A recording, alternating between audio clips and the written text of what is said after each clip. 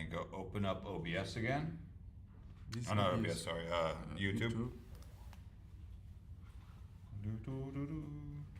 So copy Okay. the link here. It's already live, so now you need to copy the link to send us. Yeah, so go over here. Which link? Copy that bottom one. This one. Yep, copy, and then put that in our Teams chat. Send it to WhatsApp, whoever you need to send it to. I'll be back in 1 second also. I'll be back for you to get started. Okay.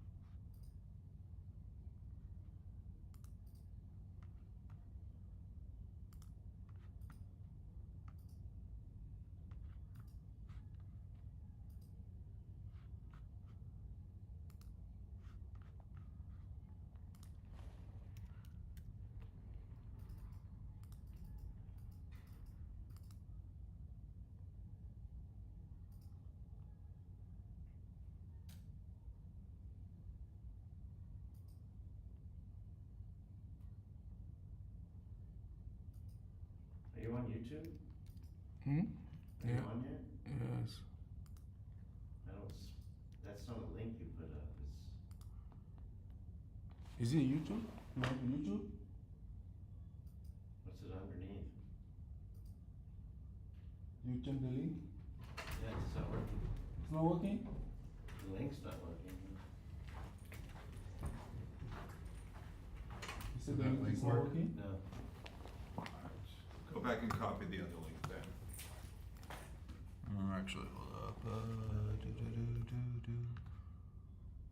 Yeah, that top one. See what happens. Go copy on it. And then go to Teams again. Let's see. And what happens if you hit paste on there? Nope, that's not it. No, don't send it. Don't send it, delete it. Let me see the mouse real quick, please. So neither of those copy properly. So what we're gonna do, right click.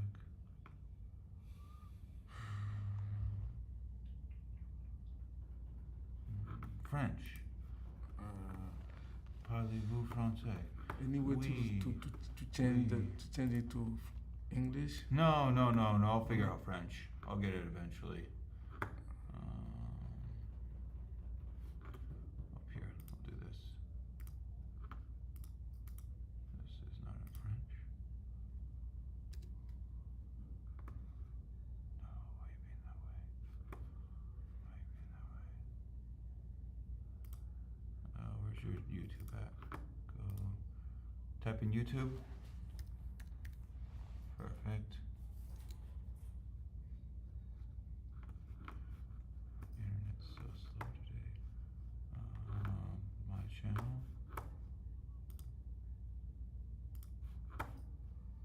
This is you. Go to your channel. Where's your channel?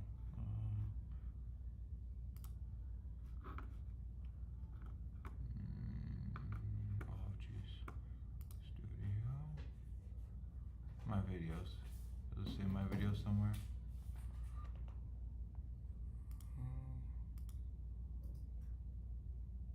import my video? No. Import, Your channel, yeah. That should be your channel. yeah, that's my channel. That's your channel. Okay, Yeah. perfect. Thank you. There we go. Save, share. Yep, there we go. Now we copy it. Okay. Now drop that one in the chat. Okay. And then you'll be good to go. Okay. He's trying to make me learn French over here. You believe that?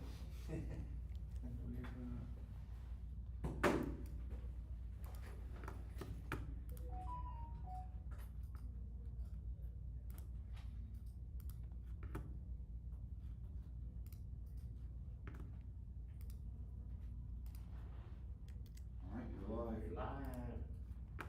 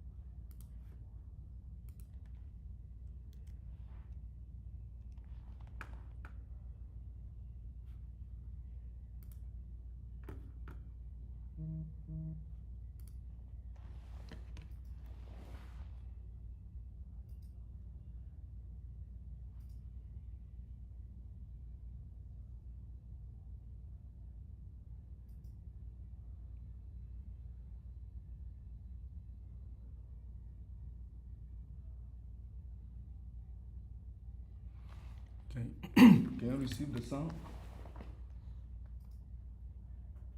Have you started talking? You gotta go to your next screen.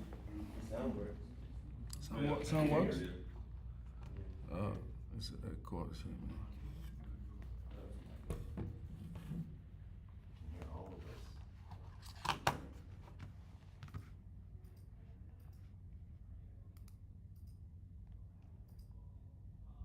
So I'm gonna be streaming on the OBS, right? Yep, it's already going. We can all see you. Yep. Yeah. So everybody can hear me, right? Yep. Okay. Okay.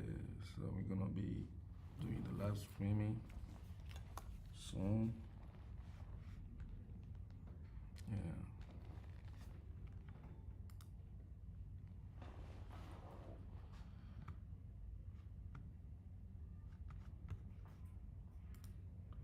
There you go, everyone.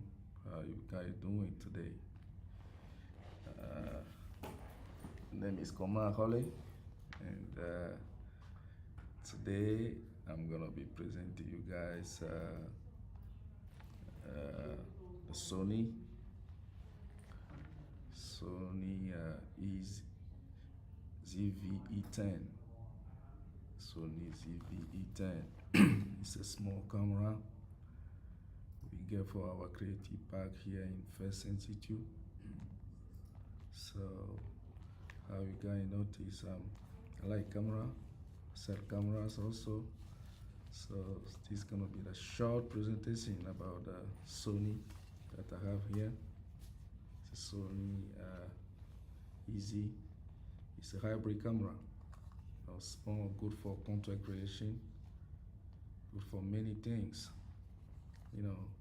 So the camera, the price is around $680. $680. For my Togo guy is around 400,000 Togo money. So this is it.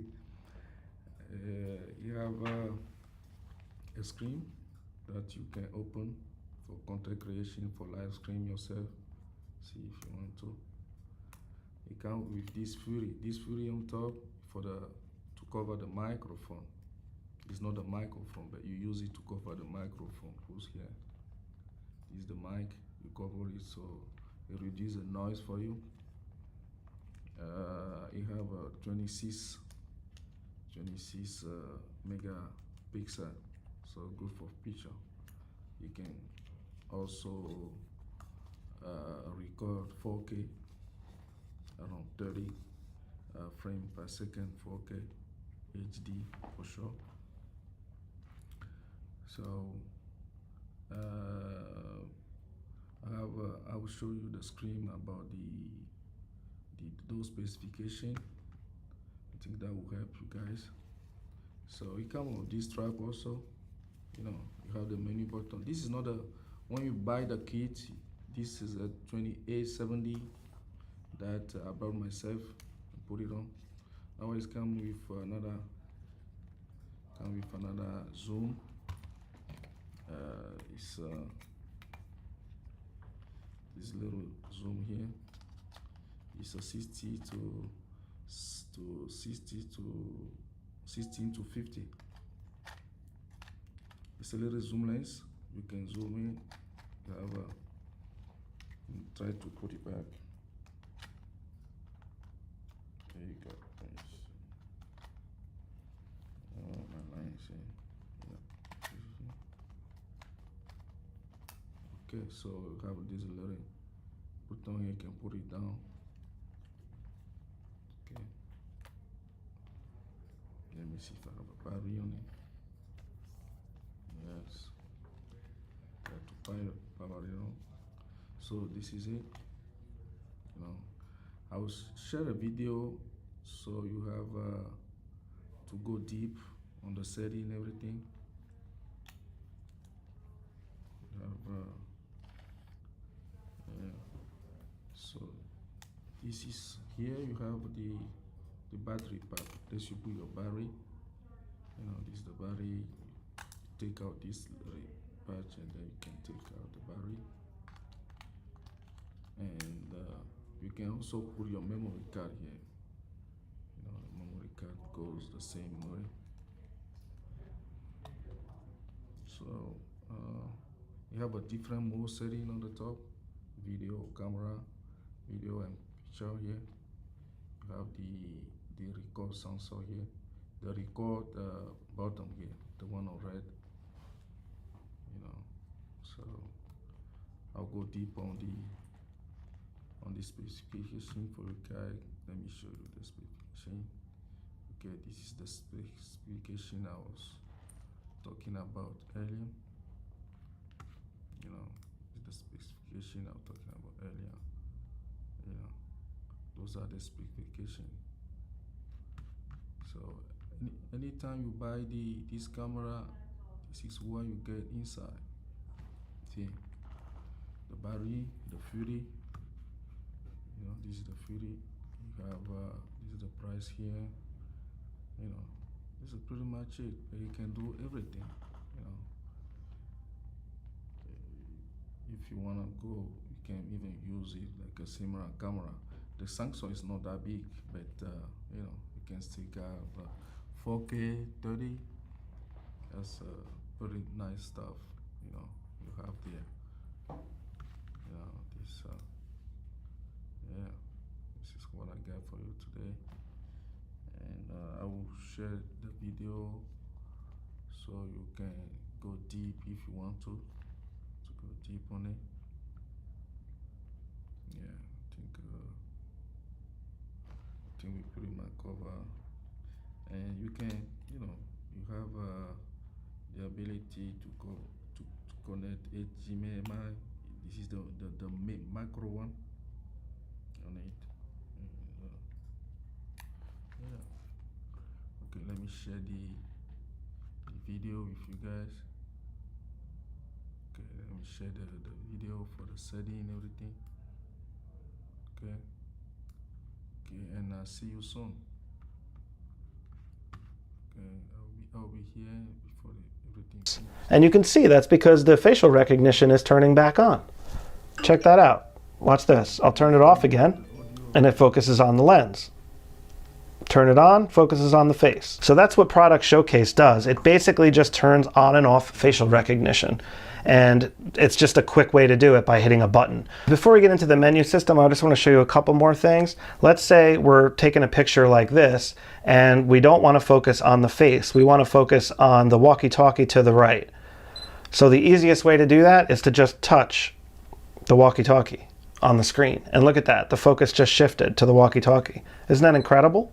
And you can do that anywhere. You just touch around the screen and the focus will shift. Now watch what happens when I switch to video mode.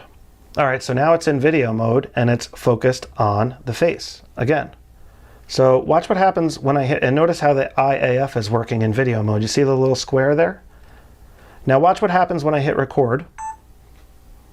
It's focused on the face. Now watch, while recording, I can just touch anywhere and the focus will switch. Like, that is absolutely incredible power.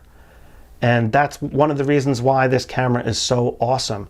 To cancel tracking, you can actually hit that little button up top there, which is like a little tracking icon with an X, or you can hit the center button on the back of the camera, and that will cancel it. Notice how it says cancel tracking, and then it'll put it back to the given focus mode, which in this case is zone focus mode.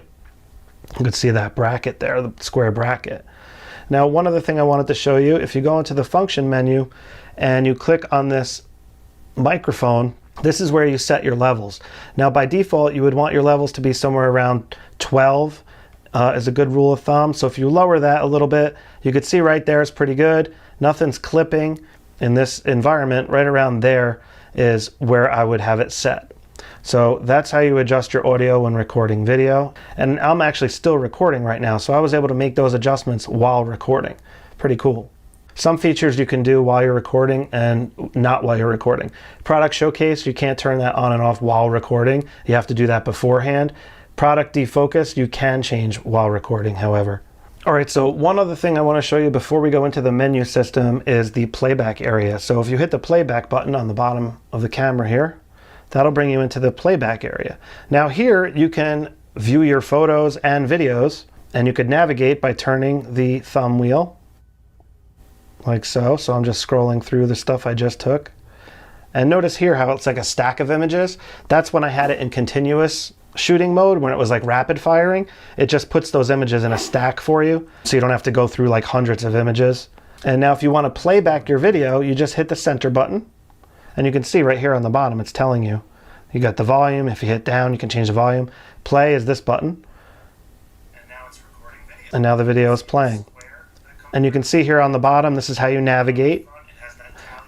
So you can fast forward and so forth. And another thing I want to show you, if I go to a photo here, here's a photo. So when I hit the zoom lever, it automatically, if you zoom in, it automatically zooms in to 100%. And then you can just back off if you want to check your focus, and then you could move around the screen by navigating with the rear wheel. This is great for checking eye focus, make sure the eyes are sharp, and you can see how blurry the background is there, stuff like that. And if you keep zooming out, it'll actually go to a thumbnail style where you can actually navigate much quicker. And then if you zoom out another time, it'll go into a date format, which is really cool. So if you're on vacation or something, you can go to the day you're at Epcot Center and just look at those photos. And you could navigate all that by just zooming in and out. And notice here on the left-hand side, you could navigate as to what file type you're looking for if you want. So you can also change that stuff. If you scroll over here, you can scroll down, it'll just show photos, just show video, and so forth. So I'm just gonna go back over here and I'll hit the zoom in, and now I'm at the photos I took the other day. Zoom in again, now I'm looking at the photo, zoom in again, now I'm looking at 100% of that photo. So that's how you would navigate the playback menu. And again, you can just scroll using this wheel as well. Notice how you can zoom in and out with this wheel.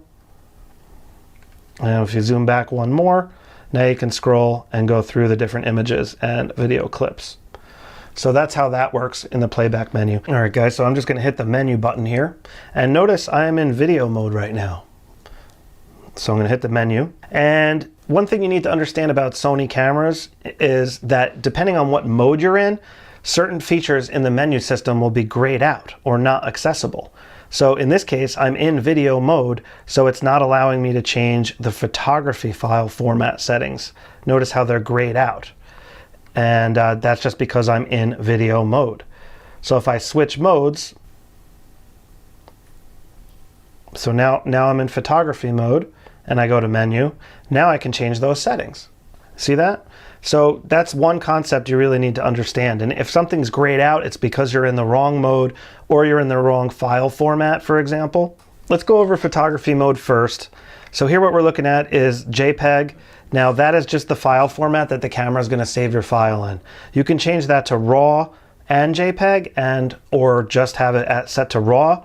RAW will give you a higher quality image, but it does require you to edit it in post-processing.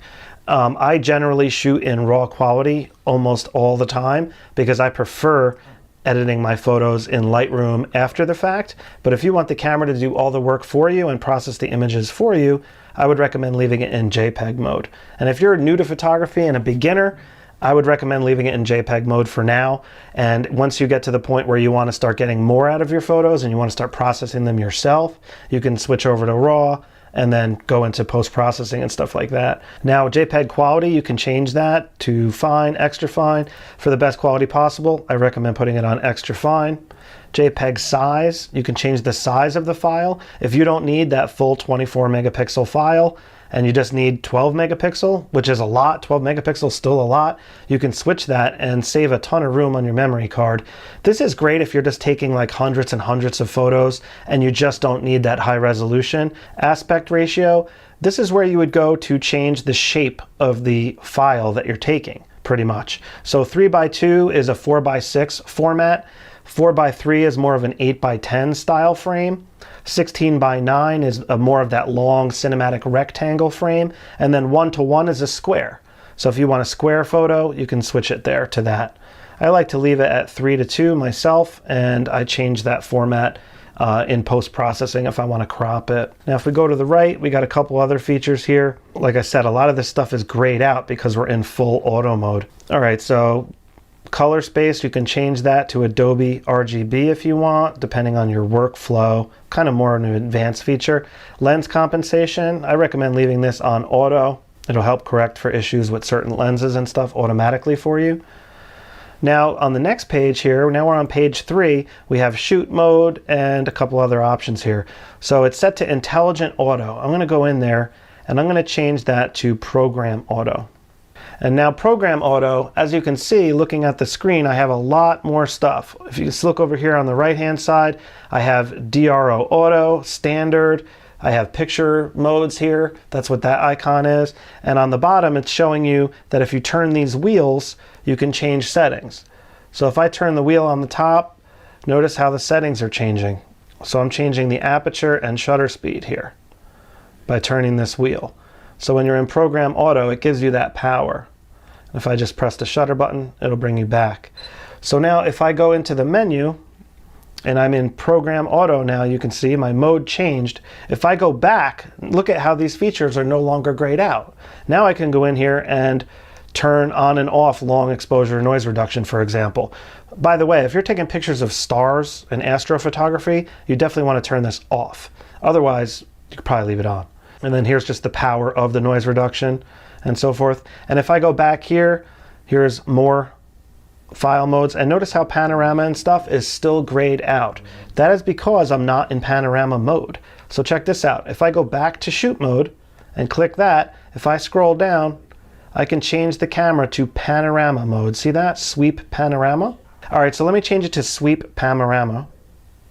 And now the camera is set up in panorama mode, and you can see it shows an arrow and it's grayed out on this side. And pretty much what you do is you just point the camera and you start shooting, and you have to turn the camera as you're shooting, and it'll create a panorama for you inside the camera, which is amazing. And that's how that feature works. But let me just show you another option here. If you go into the shoot mode, if you scroll down here, this is your scene mode options. And notice those little triangles. Remember how I told you a lot of these features have triangles on the left and the right? If you go to the left and the right, you can change your scene mode. Now this is an excellent tool for somebody new to photography. So if you don't know what settings you want on your camera, but you do know what scene you're shooting in, go to the scene modes here and you can select your scene. If you're taking a portrait, set the camera to portrait scene mode right here in this menu. And that's how you can get the best possible quality portrait if you don't know how to use the camera in more advanced modes. Sports, if you're taking sports photos, set the scene to sports mode. Macro, set the scene to macro. This is a really, really awesome tool, guys, and I highly recommend you check it out using scene modes. Great for beginners. You just select what scene you're currently shooting under, and the camera will do all the settings for you, and it'll get you killer results almost every single time. Of course, knowing how to manually control all the settings yourself is the best way to go, but if you're a beginner, that can take you years to learn all those things. So utilizing these tools is a really, really good way to go. And I highly recommend checking them out, in particular this scene mode feature. Don't think you're stupid. No one's gonna make fun of you for doing this. This is a tool that the camera provides you. Use it and you will get better shots. That's what scene mode does. Now if you hit menu, that'll bring you back. So I'm just gonna change this mode back to program auto like so. And just so you're aware, this is aperture priority mode, shutter priority mode, and manual mode. This is memory recall mode, where you can set the camera up to specific settings and then recall them at any given time. So I'm just gonna put it back to P mode. This small Sony have all Sony. The menu is really book to read, and it's pretty much simple. That's our life today. Black Friday is soon, so I think B&H, there are some discount for everybody who wanna get a good camera, inter-level, hybrid, for everything, you know. And thank you for my friend D, my instructor John, and cause to stay with me in this life. And yeah, see you guys soon. Yeah. Thank you. Yeah, they're all heated over there, Tim's class. Well, I mean, I keep it to their lecture, because I have a homeboy coming at 1 o'clock. Okay, bye. See you guys, and see you in the next review of another high level of camera. Thank you. Bye bye. Next time we're gonna check the microphone. Sorry for the sound. It's a computer sound.